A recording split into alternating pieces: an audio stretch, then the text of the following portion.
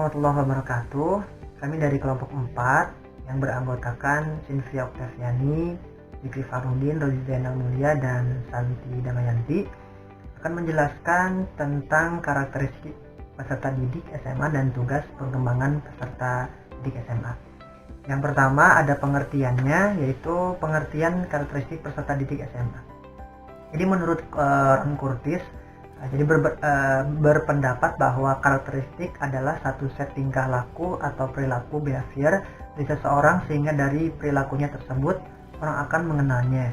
Nah, dia seperti apa menurutnya? Karakteristik akan menuntut kemampuan seseorang untuk mencapai cita-citanya dengan efektif, kemampuan untuk berlaku jujur dan terus terang kepada orang lain, serta kemampuan untuk taat terhadap tata tertib dan aturan yang ada. Terus yang kedua, Carl Roger berpendapat juga memberikan rumusan yang lebih eksplisif tentang penguasaan guru terhadap karakteristik peserta didik. Terus yang kedua, slide yang kedua adalah instrumen untuk mengidentifikasi kemampuan awal dan karakteristik peserta didik SMA. Jadi teknik yang paling tepat untuk mengetahui kemampuan awal siswa atau peserta didik yaitu dengan teknik tes atau teknik ini dibagi dua, yaitu teknik persyaratan dan teknik awal. Teknik persyaratan adalah tes untuk mengetahui apakah siswa telah memiliki pengetahuan keterampilan yang diperlukan atau disyaratkan untuk mengikuti suatu pelajaran. Sedangkan tes awal, pretest, adalah tes untuk mengetahui seberapa jauh siswa telah memiliki pengetahuan atau keterampilan mengenai pelajaran yang hendak diikuti. Jadi menurut Benjamin S. Bloom dia berpendapat melakukan beberapa eksperimen membuktikan bahwa hasil belajar yang bersifat kognitif apabila pengetahuan atau kecakapan prasyarat ini tidak dipenuhi, maka betapapun kualitas pembelajaran tinggi, maka tidak akan menolong untuk memperoleh hasil belajar yang tinggi. Hasil pretest dimaksudkan untuk melihat seberapa besar penguasaan pengetahuan yang dikuasai anak tentang materi yang dipahaminya. Setelah itu hasil tersebut dibandingkan dengan hasil yang dicapai setelah mengikuti pelajaran. Terus ada juga slide yang berikutnya, karakteristik peserta didik SMA.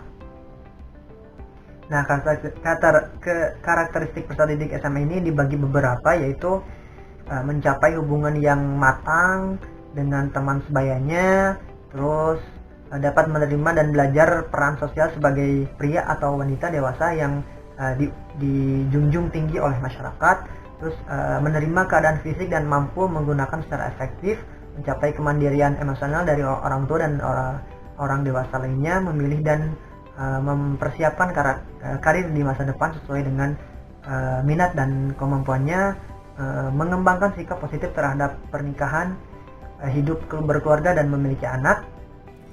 Terus selanjutnya mengembangkan keterampilan intelektual dan konsekuensi yang diperlukan sebagai warga negara, terus mencapai tingkah laku yang bertanggung jawab secara sosial, terus memperoleh seperangkat nilai dan sistem etika sebagai pedoman dalam bertingkah laku. Yang terakhir mungkin mengembangkan wawasan keagamaan dan meningkatkan religiusitas berbagai karakteristik pada masa SMA atau masa remaja tersebut. Nah, terus slide yang berikutnya akan dijelaskan oleh Rozi. Saya akan melanjutkan pembahasan dari Kang Zikri. Yang saya akan jelaskan yaitu perkembangan karakteristik peserta didik di SMA yang memiliki 6 contoh. Yang pertamanya perkembangan fisik, lalu perkembangan kognitif, lalu perkembangan identitas diri, perkembangan emosional, perkembangan moral, dan perkembangan kepribadian. Lalu perkembangan menunjukkan suatu proses tertentu, yaitu proses yang menuju ke depan dan tidak dapat diulang kembali. Dalam perkembangan manusia terjadi perubahan-perubahan sedikit yang bersifat tetap dan tidak dapat diulangi. Cara mendukung perkembangan karakteristik yaitu ada 8 contoh. Yang pertamanya memberikan contoh atau teladan tentang sikap jujur dan bertanggung jawab dalam menjalankan perannya masing-masing. Yang keduanya menciptakan iklim kehidupan sosial yang harmonis, jauh dari gejolak atau konflik. Yang ketiganya menciptakan lingkungan hidup yang bersih, tertib, dan sehat dan indah. Lalu yang keempatnya ada memberikan kesempatan kepada remaja untuk berpendapat, mengajukan gagasan, atau berdialog. Yang kelimanya memfasilitasi anak untuk mewujudkan kreativitasnya baik dalam bidang olahraga, seni, maupun bidang keilmuannya. Yang keenamnya memberikan informasi kepada anak tentang orang-orang sukses dan bagaimana proses mencapai kesuksesannya tersebut. Yang ketujuhnya menampilkan perilaku yang sesuai dengan karakter atau nilai-nilai akhlak mulia. Yang kedelapannya memberikan contoh dan bersifat berperilaku yang terkait dengan nilai-nilai budaya, cinta tanah air, patriotisme, dan nasionalisme. Pengertian tugas perkembangan peserta didik yaitu menurut Robert Halfwig-Horst, tugas perkembangan ialah tugas yang terdapat pada suatu tahapan kehidupan seseorang yang akan membawa individu kepada kebahagiaan dan keberhasilan dalam tugas-tugas perkembangan berikutnya, yaitu apabila tahapan kehidupan tersebut dijalani dengan berhasil. Sedangkan kegagalan dalam melaksanakan pengembangan akan mengakibatkan kehidupan tidak bahagia pada individu, kesukaran lain dalam kehidupan kelak. Cukup sekian penjelasan dari saya, yang selanjutnya akan dijelaskan oleh Santi Damayanti. Selanjutnya saya akan menjelaskan tugas perkembangan peserta didik SMA. Tugas perkembangan peserta didik SMA ini terdiri dari 11 tugas perkembangan. Yang pertama, memiliki sikap dan perilaku beriman dan bertakwa kepada Tuhan Yang Maha Esa. Yang kedua, mencapai hubungan sosial yang lebih matang dengan teman sebaya. Yang ketiga, memiliki peran sosial sebagai pria dan wanita. Yang keempat, menerima keadaan diri dan menggunakannya secara efektif. Yang kelima, mencapai kemandirian emosional dari orang tua dan orang dewasa lainnya. Yang keenam, mencapai kemandirian perilaku ekonomis. Yang ketujuh, memiliki pilihan dan persiapan untuk suatu pekerjaan. Yang kedelapan, memiliki persiapan untuk perkawinan dan hidup berkeluarga. Yang kesembilan, memiliki keterampilan intelektual dan konsep yang diperlukan sebagai anggota masyarakat yang baik. Yang ke-10, memiliki perilaku sosial yang bertanggung jawab. Dan terakhir, memiliki seperangkat nilai dan sistem etis sebagai pedoman perilaku. Selanjutnya ada faktor yang mempengaruhi tugas perkembangan peserta didik SMA. Yang pertama yaitu keluarga. Keluarga merupakan lingkungan pertama yang memberikan pengaruh terhadap berbagai aspek perkembangan anak, termasuk perkembangan sosialnya. Kondisi dan tata cara kehidupan keluarga merupakan lingkungan yang kondusif bagi sosialisasi anak. Proses pendidikan yang bertujuan mengembangkan kepribadian anak lebih banyak ditentukan oleh keluarga. Pola pergaulan, etika berinteraksi dengan orang lain, dan banyak yang ditentukan oleh keluarga. Yang kedua ada status sosial ekonomi. Kehidupan sosial banyak dipengaruhi oleh kondisi sosial ekonomi keluarga dalam masyarakat. Perilaku anak akan banyak memperhatikan kondisi normatif yang lebih ditanamkan oleh keluarganya. Yang ketiga, pendidikan. Pendidikan merupakan proses sosialisasi anak yang terarah. Hakikat pendidikan sebagai proses pengoperasian ilmu yang normatif. Anak memberikan warna kehidupan sosial di dalam masyarakat dan kehidupan mereka di masa yang akan datang. Yang keempat, kapasitas mental, emosi, dan inteligensi.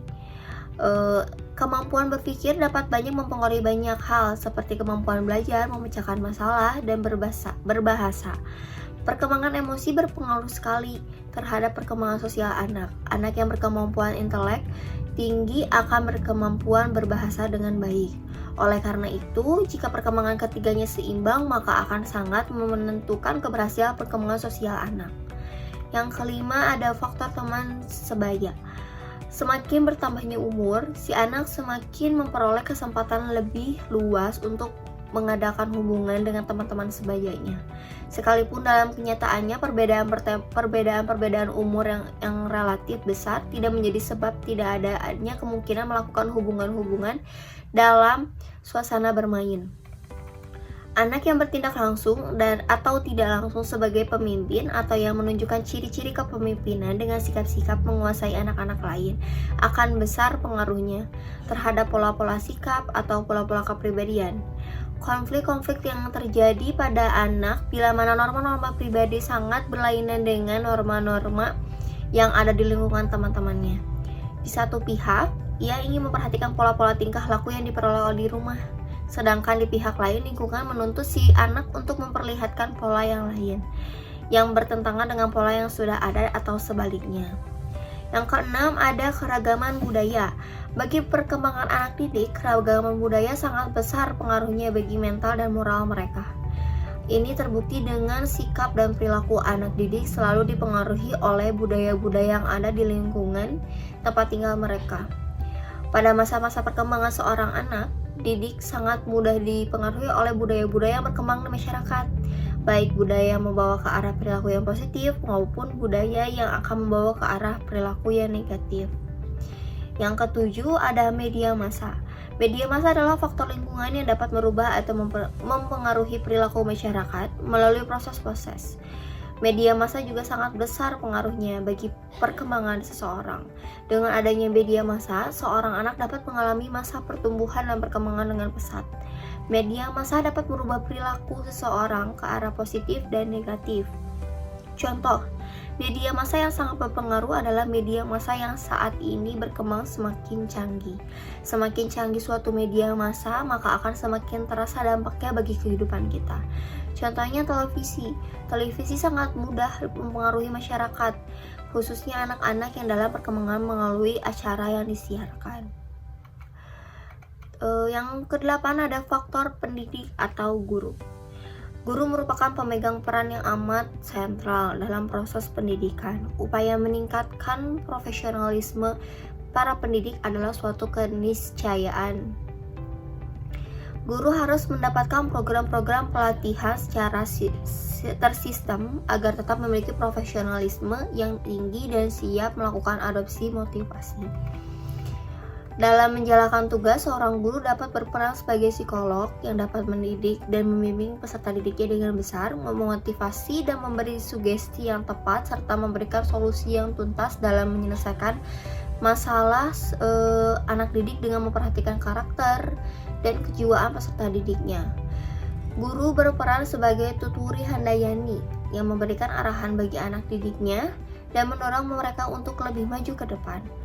Guru juga hendaknya mampu berperan sebagai seorang dokter yang memberikan terapi dan obat pada pasiennya sesuai dengan diagnosisnya.